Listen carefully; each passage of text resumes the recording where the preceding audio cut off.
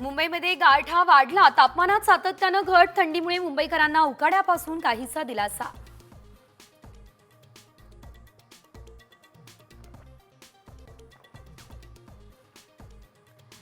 पुण्यात गुइलेन बॅरे सिंड्रोमचं थैमान, 24 संशयित रुग्ण सापडले, 9 जणांची समिती करणार आजाराचा अभ्यास.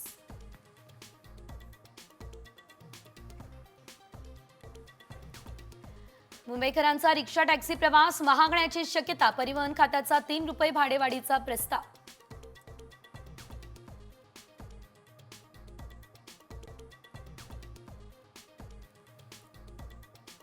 लाडक्या बहिणींसाठी तरतूद करणार, अर्थसंकल्पात आर्थिक स्रोत वाढवण्यावर भर, अजित पवार यांची माहिती. दावोसमध्ये पहिल्याच दिवशी 5 लाख कोटींचे करार, राज्यात विक्रमी गुंतवणुकीची चिन्ह.